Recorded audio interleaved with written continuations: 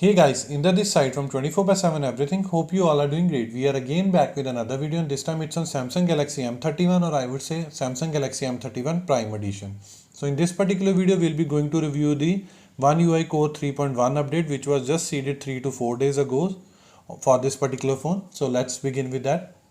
Again, you can see on my phone screen that this is Android 11 based version. So One UI Core 3.1 Android 11 version, and security patch level of 1 March 2021. So after this initial introduction towards the One UI Core 3.1, now let's discuss few vital or critical part. So firstly, this particular new option has been added, that is remote support. So whenever you will be tapping it here, it will firstly be installing something, or I would say install some app, and that app will be listed out in your app drawer as Smart Tutor. And afterward you can open it and it will show you, and you can do whatsoever it is asking.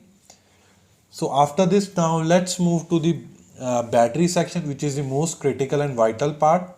So whenever someone will be going to install an update, they will be going to see the review with respect to battery, because it plays a vital role in one's life. Because if it is not working properly, then you might be draining a lot, you might have to charge it multiple times a day and so on.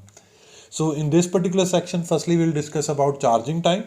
So it took nearly about 2 hours and 38 minutes to fully charge the phone from 0 to 100%.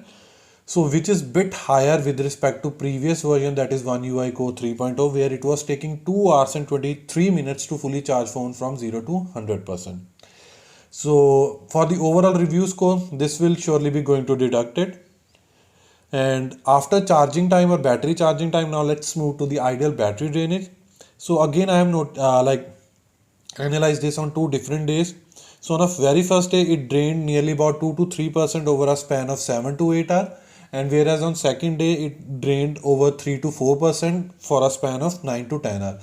So if you will be calculating or averaging it, you will see that after every 2 hours 1% of battery is draining in an ideal drainage mode. But again, if you are facing more than that, then you can again confirm the same in the comment section below, so that this will surely be helpful for me as well and for the other users as well. Now let's discuss about battery consumption with respect to gaming. So for this, I'm just going to open Call of Duty first.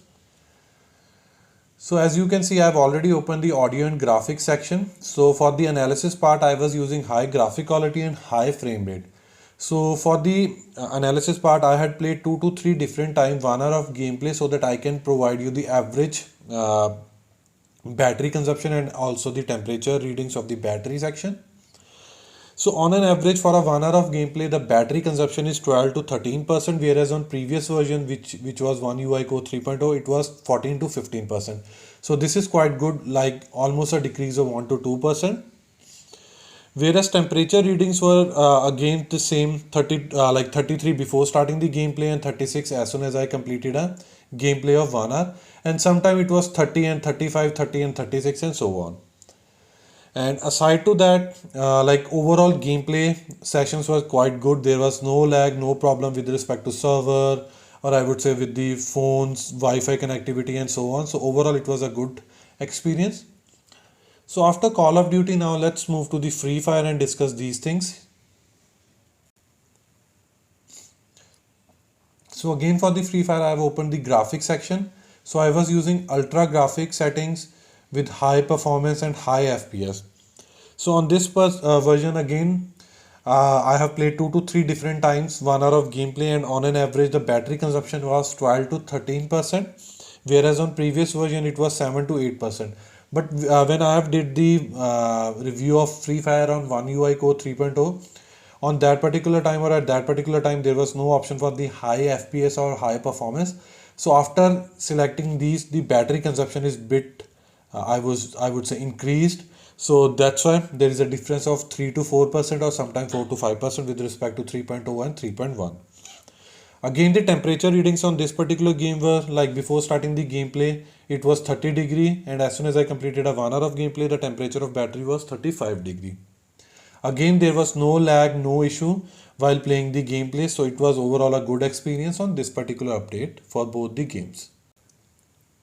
So after battery section, now let's move to the biometric and security. So basically pin, pattern, password, swipe, all are working absolutely fine, even fingerprint scanner and face unlock, but let me demonstrate the fingerprint scanner. So 9 out of 10 time it will surely be working absolutely fine or quite fast, but sometime 1 out of 10 time I would say it might be because of sweating or like your finger placement was not good and so on. But overall there is no issue whatsoever. I have added before updating the update, it was same. Like in certain cases few people can have like do complain like that, brother, after installing this particular update my fingerprint scanner is not working fine and so on. So in that particular case I will suggest you to re-enroll your fingerprints and it will surely works. So after biometrics and security, now let's move to the connection settings. So in connection, Wi-Fi calling is working absolutely fine, be it for Airtel and Jio. And aside to that, again for the native video call, it is again working for both Airtel and Jio. Now let's discuss about call recorder. So this is working, or I would say call recorder is working very abruptly on this particular update, or even it was working abruptly on UI Core 3.0 as well. So sometime it does provide you call recorder option and sometime it does not. So if you will select all auto call recorder, then I don't think you have to record each and every call. That's why it's bit ugly as well with this particular option. So they should also provide a manual option with each and every call on the dialer, which is not working. So again, if you are facing the same issue with this particular update, then you can confirm it in the comment section below so that we can confirm it, and that will surely be helpful for me as well and for the other users as well. So after call recorder, now let's discuss about the status of Wi-Fi connectivity, mobile internet, calls and SMS. So all the four components are working absolutely fine without any glitch. So this is a good option, I would say, experience after updating it. Now after this, let's discuss about Bluetooth devices. So those are working absolutely fine, be it for file transfer or either audio via Bluetooth devices. So there is no issue for that. Aside to that, screencasting or screen mirroring, it is also working fine on both the Intel and AMD based laptops, so no issue at all. So after connection, now let's move to the quick setting. So you will notice that once you will be tapping on like swiping it for the quick setting, you will see device and media, which was not present earlier until unless you open fully, then you will able to view it. But now they have also provided in a very short form as well, or a short format, so this is quite good as well. Aside to that, they have also renamed blue light filter to eye comfort shield, so this is also nice. And aside to this, I have also noticed one more change in home setting. By tapping a long press on home screen, you will find this particular section. Just tap on setting and you will see one new option, that is folder grid. So by default it is selected as 3 to 4. Now let me show you by moving to the app drawer. So as you can see, 3 column and 4 rows, but as soon as you will change it to 4 by 4, now it will be showing you like this, like 4 columns and 4 rows, but there are lack of not enough icons to show you 4 rows. That's why it is showing 4 column and 3 rows. So it depends upon you to select 3 by 4 or 4 by 4 as in folder grids. Aside to that, I have also seen some changes in settings section as well. So like one of them I have already discussed with you, that is remote support. Now in sounds and vibration section, so vibration pattern has been changed to call vibration pattern, and aside to that they have also added a new option, that is notification vibration pattern, where these are the options. And after this, now let's move to the camera app. So firstly we'll move to the single take, and you will see that in single take they have added one option with the down arrow. If you will be tapping it here, you will find filtered photos, speed effects, wide or crop shots and so on. And aside to that, if you will be tapping on settings button, you will see that they have removed the video resolution related thing from the video section and have added to the videos dedicated section, which is now available here, which is full HD, I would say HD and Ultra HD and so on. Even they have removed the I would say AR doodle from video section and moved to the more section, and where you will find here AR doodle. Aside to that, they have also renamed live focus to portrait, and which is available here. And aside to that, I've also noticed one change in Messages app as well. So if you will be tapping on these three dots, you will find one option, new option has been added, like mark as all reads and configuration messages and so on. So any configuration message related to your SIM will be listed out here. So after this, now let's discuss about from the default apps perspective. So FM radio is working absolutely fine with respect to default apps, so there is no issue with that. After this, now let's move to the play protection certification. So I'm just opened settings section and it is showing me devices certified. So it's always showing devices certified whenever you have installed the stock ROM provided by your manufacturer or OEM. But I used to discuss this so that you will be able to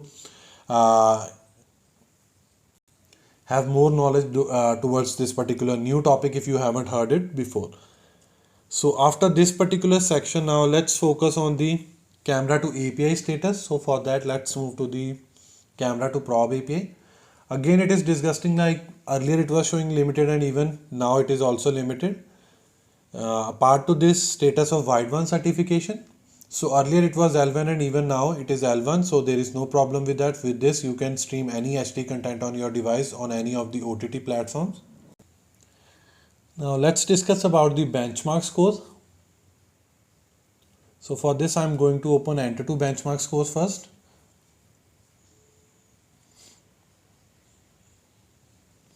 So these are the overall score, that is 1,85,369. But these are little bit decreased as compared to the previous version, that is One UI Core 3.0, where it was showing 1,91,887. So almost a decrease of 5,000 to 500 points, or I would say 5,000 to 5,500 points and so on. And below ones are the consolidated on the basis of CPU, GPU, memory management, UX and so on. But overall, you will see that UI lags are now a little bit lesser as compared to One UI Core 3.0. I've just opened the Geekbench 5 scores. Let's discuss those. So 20 January scores are for One UI Core 3.0 and 12th March scores are for One UI Core 3.1. So on 3.0, single core scores were 343 and now it is 348. Multi-core score on 3.0 is 1282 and now it is 1281, just a decrease of 1 point. Apart to this, using computation engine with the OpenCL and Vulkan API. So on One UI Core 3.0, OpenCL scores have scored 1525 and now it is 1583. And on UI Core 3.0 using Vulkan API, computation scores were 1595 and now it is 1633. So overall, you will see that Enter2 benchmark scores are showing a decrease of 5,000 to 5,500 points, and now here it is showing almost 10 to 15% of on an average increase. But overall, I have seen that now UI lags are a little bit less, and so after benchmark scores, let's discuss about RAM management. So RAM management is quite good. It is almost the same like we have got in UI Core 3.0, so there is no issue with that. Now before wrapping up the video, I want to share my overall review score. So this time I am in dilemma, like neither I am unable to give it full 90 points and neither I am able to give it 85 points. So I am giving it on a scale of 85 to 90 because there are few bad things, like battery charging time has been increased almost by 14 to 15 minutes. Still screen recorder and screen recorder feature is missing. Call recorder works abruptly. Whereas on the contrary, performance is little bit good now as compared to One UI Core 3.0 and so on. So overall, you will see like this is good option. I would say good experience whenever you will be updating your phone to One UI Core 3.1.